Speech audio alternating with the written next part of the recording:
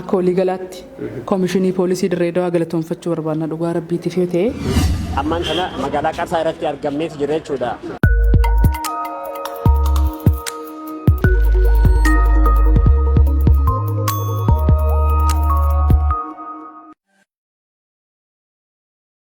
Ashama harka fuunee kam jirtan kabajamtoota daawwattoota keenya kan hordofaa jirtan sagantaa miidiyaan poolisii Dirreedawaa qopheessee gama keessaniin gochuudha. Akkuma beekamutti torbee darbee dhimma daa'ima gatamee Saajid Uraantuun Neeyimaan lafarraa kaasuudhaan harma si'oosiftee lubbuu baraartee isin biraan geenye turuun keenya ni yaadatame jechuudha. Viidiyoon sun gaa namoota hedduu bira gahee keessaa miidiyaalee hawaasaa irratti ijoo dubbitee namoonni hedduun yaada irratti kannaa gocha namummaa gocha gaarii kana hundi isaanii yaada mataa isaanii irratti kennuudhaan barreessaa turuun isaanii ni yaadatame jechuudha. Erga gaa namoonni baay'een viidiyoo kana argan booda namoonni torooltummaan onnee gaggaarii qaban kan magaalaa keenya keessatti argaman daa'ima kanaaf waan barbaachisu deeggarsa tokko akka daa'ima kanaaf geessinu gara miidiyaa poolisii Dirreedawaadhaa deeggarsa yookaan ergaa tokko nutti kananiiti jiran jechuudha. Deeggarsa kana daa'ima saniif geessuudhaaf nutis imala keenya yeroo lammaffaatiif gara magaalaa Qarsaa taasisuudhaaf deemnaa jechuudha. Saniifuu turtii Qarsaa keessatti taasifnu kan isin biraan geenyu taane jechuudha. Hamma xumuraatti dhufana turan afeerraa keenya.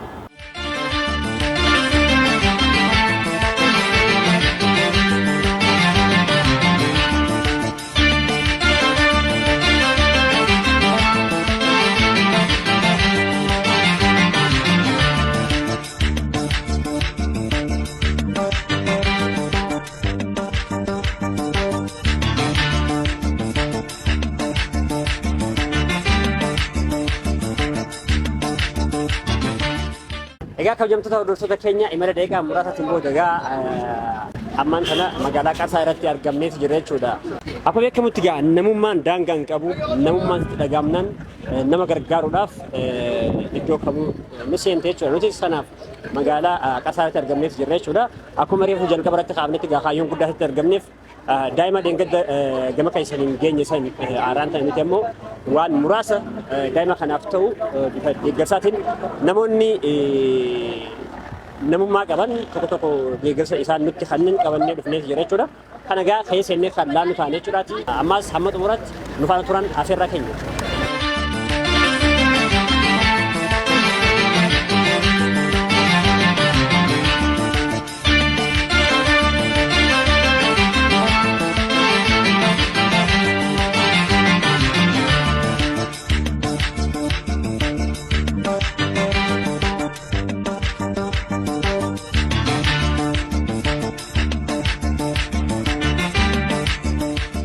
Kam nima jirtu nagaan jarra kana gara tarbi nagaan jedhan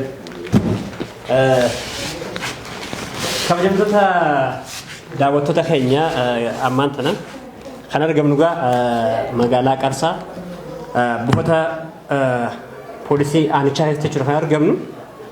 Akkuma gaa viidiyoo dheengadda isin biraan geenye daa'imni asirratti agartan kun maatiin isa deesse eega dahan booda garuu ji'a muraasa booda gaa darbaniiti kan ture garuu daa'ima sana miila lafa argee yeroo gara buufataa fidu Saajid Uraantuun Neeyimaan daa'ima kana luusiftee lubbuu itti hortee du'a jala baraartee akka turte isin biraan geenyee turre jechuudha.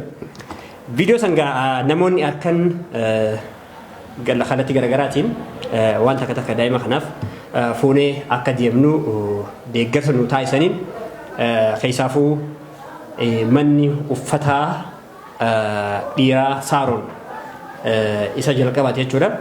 Kan biraa ammas kilinika ilkaanii bahaadha. Innis bifa wal fakkaataadhaan deeggarsa kana irratti hirmaachuudhaan qajeelchi waliigalaa poolisii Dirreedawaa ammoo adeemsa kan hunda haala nu mijjeessee nuti akka garanii imalluu fi innis gahee mataa isaa baachuudhaan asirratti anaa fi Iskadaaris argamneeti jirra jechuudha. Eewneema asirratti ilaallu daayipara daa'immaniif ta'u fi akkasuma aannanii fi boroshes dabalatee jechuudha kan finne jechuudha.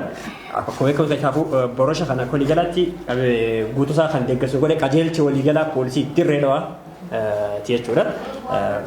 Kanaas qabnee asitti argamuu dandeenyeeti jirra jechuudha.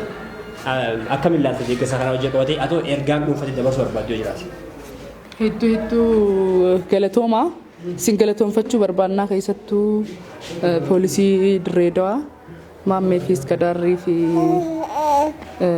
gargaartota keessan bichaa osoo hin ta'in akka waliigalaatti koomishinii poolisii Dirreedawaa galatoonfachuu barbaannaa dhugaa rabbiitiif yoo ta'e akkasumas warreen daa'ima kana arganii waan daa'ima kana barbaachisu aananii fi borosh waan tokko gargaaran hunda baay'ee galatoonfachuun barbaada galatoomaa rabbi isin haa kennu jaanii dhugaa jechan qabu haa galatooman yaa ulfaatanii. Daa'ima kana akkuma agartanitti gara daa'imni kun akkuma agartanitti viidiyoo irratti gara daa'ima baatii ijaa akkana irratti argamu jechuudha. Namoonni isin ilaalaa jiran garagalee kaameraalee nama beekaa fakkaatti. Saniifuu namoonni adda addaadha daa'ima kana haalatti gargaaraatiin gargaaruu barbaadan hal balbalti banaadha. Kan biyya keessa jirtan kan biyya alaa jirtan bilbila saajii olaantuu Neeyimaadha. As jalaan isin haa jechuudha viidiyoo kana jalarra bilbiltanii Neeyimaa qunnamtanii waan daa'ima kana barbaachisu kallattiidhaan Neeyimaa irratti akka gargaaruu dandeessan asuma ergaa keenya kan dabarsinu taane jechuudha. Saniifuu warroottan kana deeggarsa kana akka taasifamu kun waan xiqqaadha. Garuu kennaan xiqqoon qabdu jaanii warroottan kanaan deeggarsa nu taasise ammoo baay'ee galatoomaa jenna jechuudha. Asumaan amaanaa isin nu kennitanis nutis kabajnee qaama dhimmi ilaallatu biraan gahuu keenya isin beeksisuu barbaannaa jechuudha.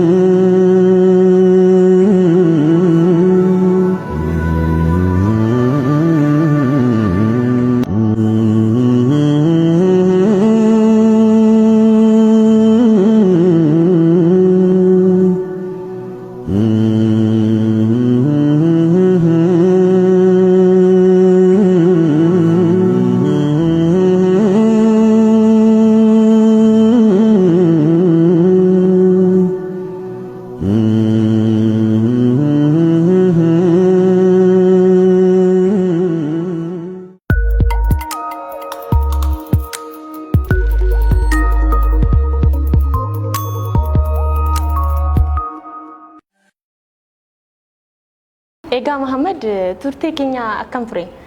Egaa turtii keenya haalaan gaarii fi bareedaa ture jechuudhaati. Gocha namummaa gaarummaa raawwachuudhaaf daangaan wanni nama daangeessu tokkolleen akka hin jirre sagantaa ittiin hubattan jenneeti yaadne jechuudhaati. Saniifuu poolisiin Dirreedawaa madaallisaa Itoophiyummaa yeroo jennu hojiin kun agarsiiftuu guddaa akka ta'e akka hubattan abdii guddaa qabna jechuudha. Saniifuu sagantaan keenya kanarraaf qopheeffannee kana ture jechuudha. Sagantaa qopheessuudhaatiin an Saajiin Muhammad Abdallaa akkasuma Konistaabil Iskadaar Wandimuu waliin ta'uudhaan ogeessi kaameeraa immoo Konistaabil Abeel Shifarraa waliin turtii gaarii taasiseeti ture jechuudha. Torban yookaan yeroo biraa sagantaa biraatiin hanga walitti deemnutti torban gaarii isiniif haa ta'u.